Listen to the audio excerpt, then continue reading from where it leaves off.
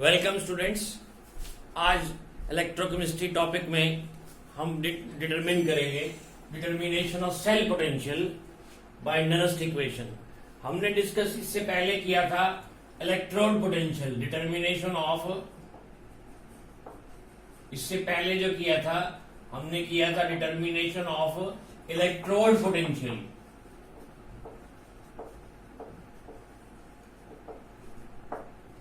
और वो क्या था, E of the electrode is equal to E not of the electrode minus 0.059 upon n log of 1 upon metal ion concentration. यहां पर E of the metal ion to metal, यहां पर E not of the metal ion to metal, m plus n to n m, ये discuss किया था। तो अगर हम सेल की पोटेंशियल निकालना चाहते हैं, सेल पोटेंशियल, तो cell potential E of the cell is equal to E not of the cathode, E of the cathode minus E of the anode से लगाएंगे। तो ऐसे दो हाफ सेल जोड़ेंगे, एक एनोड के ऊपर होगा, लॉस ऑफ इलेक्ट्रॉन कर रहा होगा, ऑक्सीडेशन हो रही होगी, एक की रिडक्शन हो रही होगी। दोनों को जोड़ेंगे तो कैथोड माइनस एनोड करेंगे, ई ऑफ द सेल निकल आएगा। तो ई ऑफ द सेल निकालना हो तो ई ऑफ द, बिल्कुल इस जैसी इक्वेशन ही है, E of the cell is equal to E not of the cell minus 0.059 upon n log of concentration of product upon concentration of reactant raised to power m and n, x and y लिख लो, where x and y are the coefficients used in balancing the redox reaction। redox reaction को जब हम balance करेंगे तो x Y मान लो coefficients आ रहे हैं, तो उनका स्क्वायर क्यूब भी करना पड़ेगा हमें। तो ये आपने याद रखना है, नरस्ट इक्वेशन को हम यूज करेंगे। अब जैसे डिस्कस करते हैं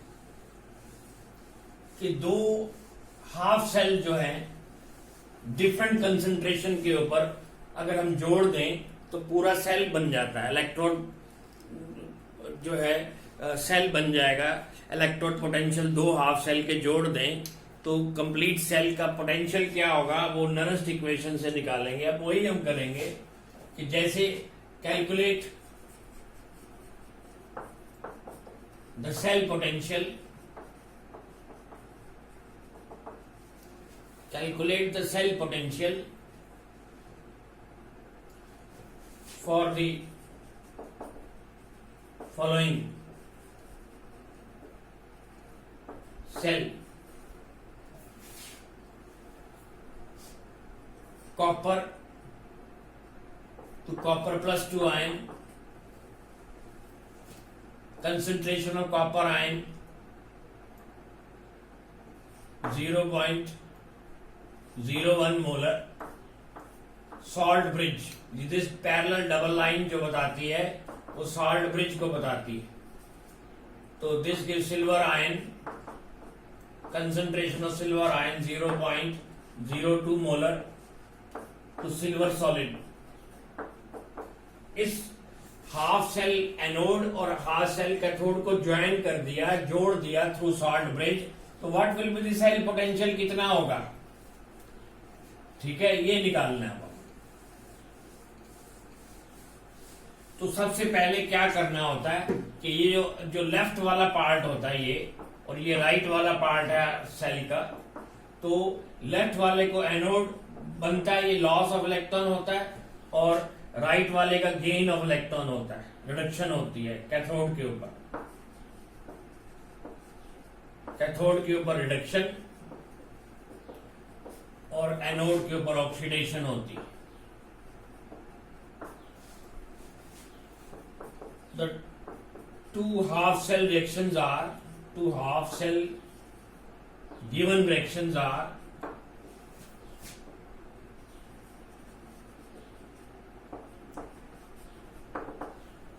एट एनोड, एनोड के ऊपर क्या हो रहा है, कॉपर सॉलिड जो है वो लूज कर रहा है इलेक्ट्रॉन, ये देखो कॉपर आयन में जा रहा है, 2 इलेक्ट्रॉन लॉस कर रहा है, और सिल्वर आयन एट कैथोड के ऊपर गेन कर रहे हैं, सिल्वर आयन 1 इलेक्ट्रॉन गेन कर रहा है, तो सिल्वर सॉलिड में बदल रहा है। Number of electron lost must be equal to number of electron gain, अगर इक्वल नहीं है तो उनको हम आपस में कोफिशिएंट से मल्टीप्लाई करके, इंटीजर से मल्टीप्लाई करके हम इक्वलाइज कर लेंगे। इधर 2 था लॉस तो 2 ही गेन करने के लिए ये कट जाएंगे, तो इक्वेशन क्या बनी, copper solid plus 2 silver ion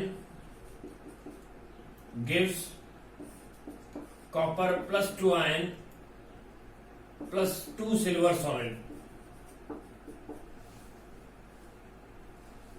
और सिल्वर आयन की कंसंट्रेशन कितनी है, 0.02 मोलर, और कॉपर आयन की कंसंट्रेशन कितनी है, 0.01 मोलर। तो इस पोटेंशियल, इस कंसंट्रेशन के ऊपर सेल पोटेंशियल क्या होगा, ई ऑफ द सेल, वो निकालना पड़ेगा, ई ऑफ द सेल निकालना है। तो हमें निकालने के लिए हम देखो अब क्या करते हैं, इसमें हमें गिवन एक चीज दे रखी होगी, given E not of the copper ion का स्टैंडर्ड रिडक्शन पोटेंशियल दे रखा होगा 0.34 volt, and reduction potential of silver ion to silver is plus 0.80 volt. ये गिवन दे रखे होंगे, ई नॉट वैल्यू दे रखी होंगी सेल्स के पोटेंशियल की, हाफ सेल्स की। तो हमारे पास ये जो इक्वेशन बनी हमारी, ये जो इक्वेशन बनी, इस इक्वेशन के ऊपर अप्लाई करेंगे Nernst equation, applying Nernst equation,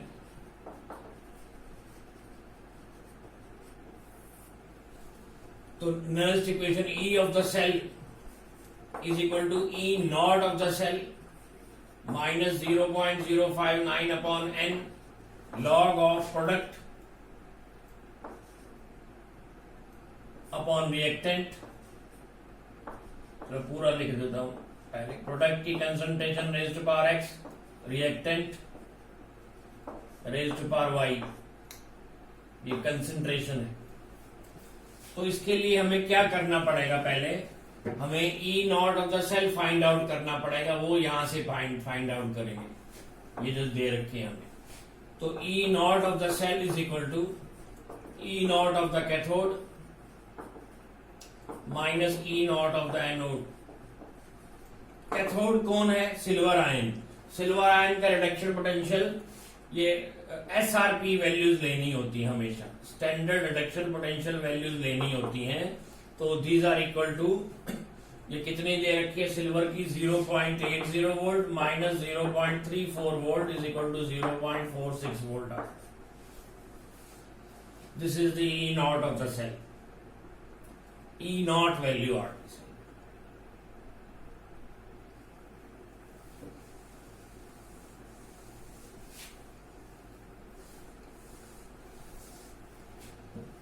तो E of the cell is equal to E naught of the cell 0.46 minus 0.059 upon कितने इलेक्ट्रॉन लॉस हो रहे हैं और उतने ही गेन हो रहे हैं 2 लॉग ऑफ प्रोडक्ट। प्रोडक्ट में कौन है, कौन से आयन है, कॉपर आयन कंसंट्रेशन। प्रोडक्ट में तो सिल्वर सॉलिड भी है, सॉलिड की कंसंट्रेशन हमेशा यूनिटी होती है, 1 मोलर होती है, वो हमें लेने की जरूरत नहीं है। अपॉन रिएक्टेंट, रिएक्टेंट कौन है, सिल्वर आयन कंसंट्रेशन, उसका कोफिशिएंट देखो, स्टोइकियोमेट्रिक कोफिशिएंट 2 लगा, इसलिए इसको स्केयर करना पड़ेगा। देखा आपने कैसे, प्रोडक्ट अपॉन रिएक्टेंट, प्रोडक्ट के आयन अपॉन रिएक्टेंट के ion raise to power their respective coefficients. तो ये हम अप्लाई करके इसको सॉल्व कर लेते हैं, बस इनकी वैल्यूज पुट करते हैं। 0.46 minus 0.0295 log of copper ion concentration कितनी थी 0.01 और सिल्वर आयन कंसंट्रेशन 0.02 का square, it is equal to 0.46 minus 0.03 मान लेता हूं इसको राउंड ऑफ करके, log of 0.01 upon 4 into 10 raised पर माइनस, ये ऊपर लिख देता हूं 1 इंटू 10 रेज़्ड पर -2, ये -4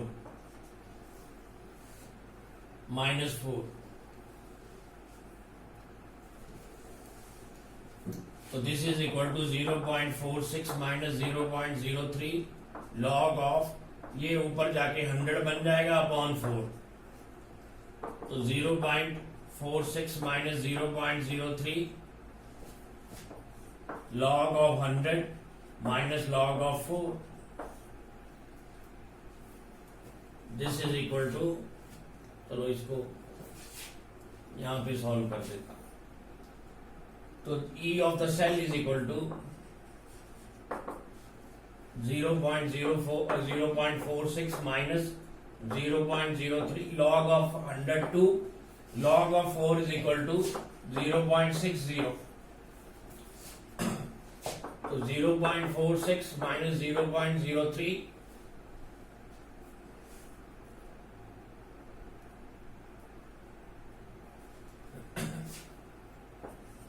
तो ये बन गया 1.40, तो 0.46 माइनस 0.03 इससे मल्टीप्लाई किया 0.42 आ रहा है, तो इसमें से माइनस कर दो, 0.460 में से 0.042 माइनस कर दिया तो 8 और इधर रह गया 5, 1 इधर 4, तो 0.418 वोल्ट आ रहा है।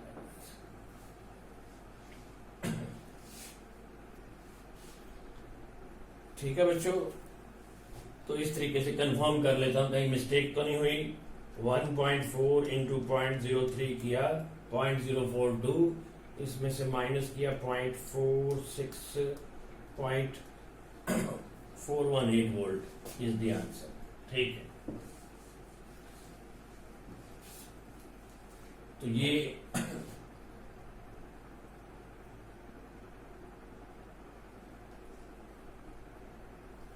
Answer uh.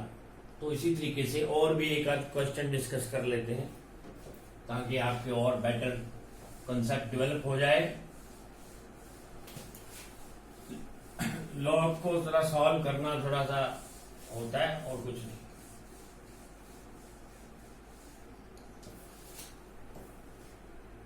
Calculate EMF of the cell of the following, दिखाई दे रहा है ऊपर से, चेक कर लो एक मिनट, इसके ऊपर नहीं दिखने का, ज्यादा ऊंचा चला गया। Calculate EMF of the cell of the following,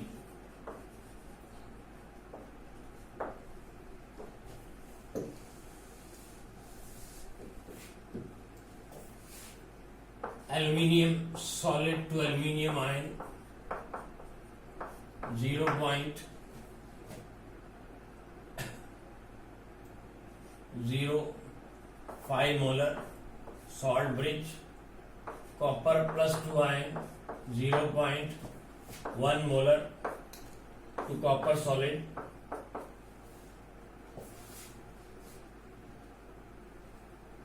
इसका सेल पोटेंशियल निकालना। Given that E not of standard aluminium का reduction potential is -1.66 volt and E not of the copper ion to copper is +0.34 volt. ठीक है जी बच्चों, the given half cell reactions are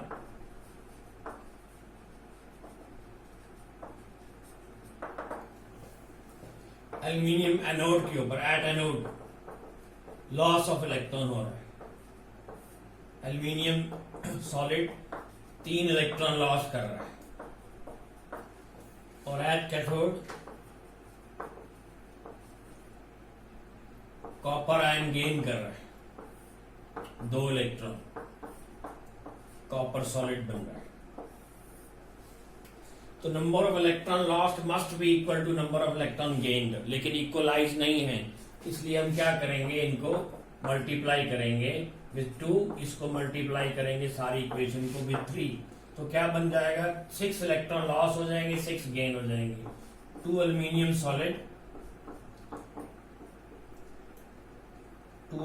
solid plus 3 copper plus 2 ion gives 2 aluminium plus 3 ion plus 3 copper solid. इसका जो दिए हुए हैं concentration में यही लिख रहा हूं, कॉपर आयन 0.1 मोलर और एल्यूमिनियम आयन 0.05 मोलर। तो हमने इस रिएक्शन का सेल पोटेंशियल निकालना है। तो अप्लाइंग नर्स्ट इक्वेशन, इस इक्वेशन के ऊपर जो रिडॉक्स रिएक्शन ओवरऑल रिएक्शन आया है, ओवरऑल रिएक्शन जो आया है, इसके ऊपर नर्स्ट इक्वेशन अप्लाई करें। Applying Nernst equation,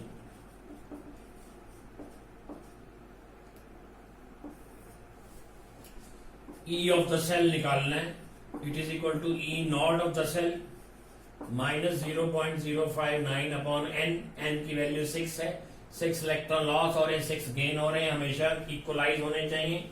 log of product, product में कौन है, एल्यूमिनियम आयन कंसंट्रेशन, उसका स्केयर करना नहीं भूलना, अगर भूल गए तो आपका क्वेश्चन गलत हो जाएगा, आपका न्यूमेरिकल रॉन्ग हो जाएगा। और कॉपर आयन कंसंट्रेशन का क्यूब, तो E not of the cell निकाल लो, E naught of the cathode minus E naught of the anode is equal to cathode 0.34 minus 1.66, it is equal to plus 2.00 volt आ जाएगा, plus 2.00 volt आ जाएगा।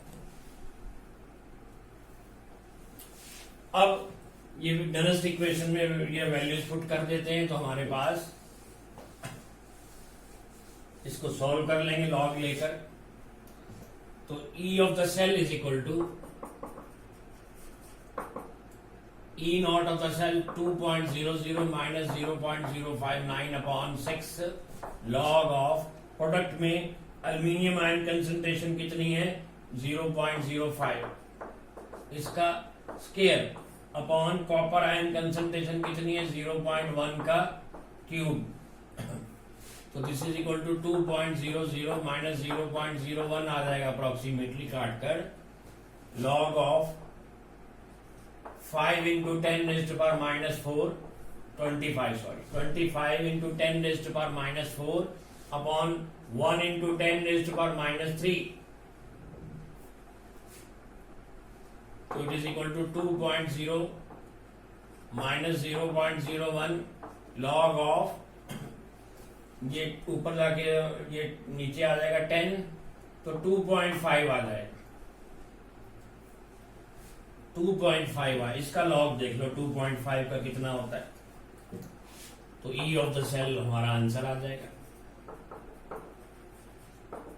2.00 minus 0.01 log of 2.5 log of 2.5 0.399 398, तो 2.00 minus 0.04 अगर इसको मान लें तो 004 आ जाए, इसको 0.003 898 को अगर हम राउंड ऑफ कर लें 0.4 में, तो therefore 1.996 volt is the answer. ठीक है,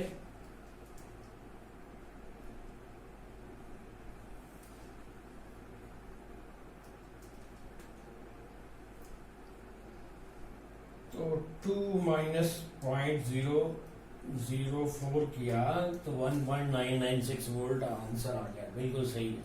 तो ये बन जाएगा ऐसे। तो ऐसे नरस्ट इक्वेशन के ऊपर बेस्ड आपने न्यूमेरिकल सॉल्व कर लेने हैं, आसान होते हैं, कर सकते हैं। तो इसके बाद का एक छोटा सा टॉपिक और करवा देता हूं, वो है डिटर्मिनेशन ऑफ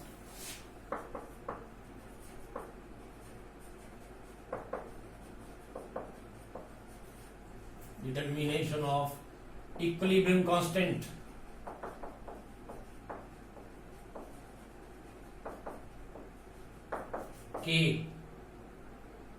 के सी और K P. Consider the Daniell cell।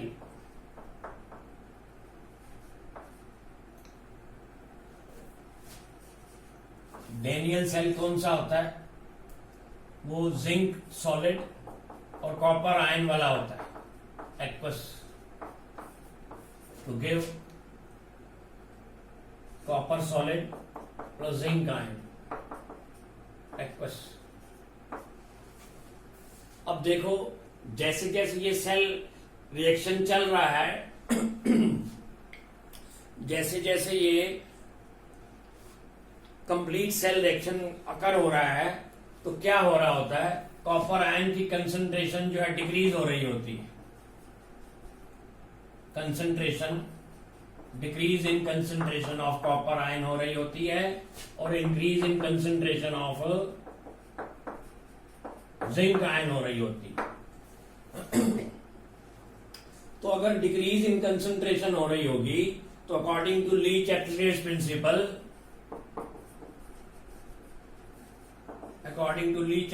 Principal, equilibrium किधर को शिफ्ट करेगा? बैकवर्ड को शिफ्ट करेगा। अगर कंसंट्रेशन रिएक्टेंट की डिक्रीज हो रही हो, इक्विलिब्रियम बैकवर्ड को शिफ्ट करेगा। और दूसरा, अगर जिंक आयन की कंसंट्रेशन इंक्रीज हो रही हो, फिर किधर को शिफ्ट करेगा? ये नहीं अप्लाई करना आता है, तो वो भी बैकवर्ड में जाएगा। तो दोनों factor, decrease in concentration of copper ion and increase in concentration of zinc ion, will favouring the backward direction, और cell potential is due to forward direction. Cell potential, जो सेल वोल्टेज दे रहा है हमें, it is due to forward direction. लेकिन जैसे ये cell work कर रहा है, उसका रिएक्शन बैकवर्ड में जाता जा रहा है। और बैकवर्ड में एक स्टेज ऐसी आएगी कि फॉरवर्ड का रिएक्शन और बैकवर्ड का सेल पोटेंशियल आपस में इक्वलाइज हो जाएंगे। कॉपर का कंसंट्रेशन डिक्रीज हो रही है, तो इसका reduction potential decreases, reduction potential decrease हो रहा है, और इसका रिडक्शन पोटेंशियल इंक्रीज हो रहा है, रिडक्शन पोटेंशियल इंक्रीज हो रहा है। तो क्या हो रहा है कि कॉपर का डिक्रीज हो रहा है रिडक्शन पोटेंशियल, इसका इंक्रीज हो रहा है रिडक्शन पोटेंशियल जिंक का। तो एक स्टेज ऐसी आ जाएगी कि दोनों इक्वलाइज हो जाएंगे। इसका डिक्रीज होते होते रिडक्शन पोटेंशियल कम होता जा रहा है, इसका रिडक्शन पोटेंशियल बढ़ता जा रहा है। एक स्टेज के ऊपर दोनों इक्वलाइज हो जाएंगे। उस वक्त क्या होगा कि सेल डेड हो जाएगा, सेल की वोल्टेज 0 हो जाएगी, क्योंकि E of cathode and E of anode is दोनों बराबर हो जाएंगे। E of the cell is equal to E of cathode minus E of anode. तो दोनों की पोटेंशियल बराबर हो जाएगी। इसकी A पोटेंशियल, इसका भी A बराबर हो जाएगा, A minus A equal to 0। तो 0 हो जाएगा पोटेंशियल। एट इक्विलिब्रियम जब अटेन हो जाता है तो सेल पोटेंशियल 0 हो जाता है। At equilibrium the cell potential becomes 0, but E not of the cell वो 0 नहीं होता, ठीक है, ओनली जो है E of the cell become 0 होता है। E not of the cell 0 नहीं होता, वो तो बिना रिएक्शन किए चल रहा है। E not of the cell, ये रिएक्शन जैसे चल रहा है उसका पोटेंशियल 0 होता रहेगा, तो सेल पोटेंशियल 0 हो जाएगा। तो फिर देखो अब हम अप्लाई करते हैं Nernst equation. Applying Nernst equation,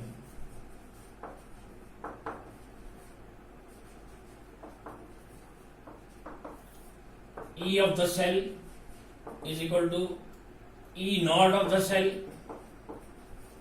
minus 0.059 upon n log of product में कौन है, zinc ion concentration upon copper ion concentration reactant में। तो E ऑफ द सेल 0 हो जाएगा, E not of the cell minus 0.059 upon n log of, जब equilibrium आ जाएगा concentration of the product upon reactant, क्या होता है, इक्विलिब्रियम कांस्टेंट Kc या Kp होता है। तो प्रोडक्ट की कंसंट्रेशन अपॉन रिएक्टेंट की कंसंट्रेशन इक्विलिब्रियम कांस्टेंट K होता है, तो Kc या K लिख देंगे, तो यहां पर आ जाएगा 0.059 upon n log of K is equal to E naught of the cell। तो log K is equal to n into E naught of the cell upon 0.059। तो यहां से इस इक्वेशन से हम निकाल देंगे log K की वैल्यू। log K की वैल्यू इस सेल के लिए निकालनी हो, डेंजियन सेल के लिए, तो हम निकालते हैं अभी।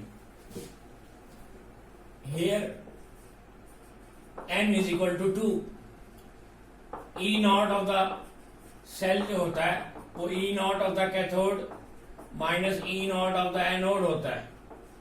कैथोड कौन है, कॉपर आयन 0.34 माइनस एनोड कौन है, zinc minus 0.76, it is coming to be 1.10 volt आ जाता है, 1.10 वोल्ट आ जाता है। तो ये हम वैल्यूज इसमें पुट करते हैं, log K is equal to 2 into 1.10 volt upon 0.059। यहाँ पर अगर हम 1 साथ में ले लें तो हमारा ज्यादा एक्यूरेट रिजल्ट निकलते हैं।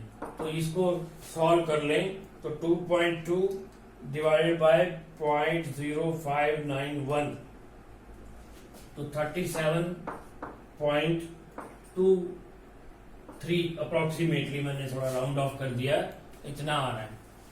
ठीक है जी बच्चों, तो फिर क्या बना, K is equal to antilog of 37.23, it is equal to 10 raised to power 37.23। एक तो ऐसे आंसर भी लिखा जा सकता है, एक बार क्वेश्चन आ चुका है ऐसे लिखने में भी, ऐसे लिखा हुआ ऑप्शंस में, क्वेश्चन में आंसर ऐसे भी लिखा हुआ था। नहीं तो हम इसका एंटी लॉग देख लेंगे, तो K is equal to antilog of 0.230 का एंटी लॉग देख लेंगे, और ये 37 जो है ये 10 रेज़्ड टू पावर 37 हो जाएगी, और 0.23 का 0 पे एंटी लॉग देख लेता हूं मैं, कितना लिखा हुआ है 0.23 का 0 पे 1698 लिखा हुआ है। आंखें बंद करके एक दूसरे के बाद पॉइंट लगा दें, तो therefore 1.7 approximately into 10 raised to power 37 is the value of K। Equilibrium constant ऐसे निकाल लेंगे। तो इस तरीके से बच्चे हमने इसके न्यूमेरिकल करने हैं। तो अगला कोई टॉपिक शुरू करेंगे अगले लेक्चर में इसी चैप्टर से कंसर्न। तब तक के लिए गुड बाय। मेरे अगर लेक्चर आपको पसंद आ रहे हैं तो लाइक और सब्सक्राइब जरूर करें बच्चे। Thank you very much.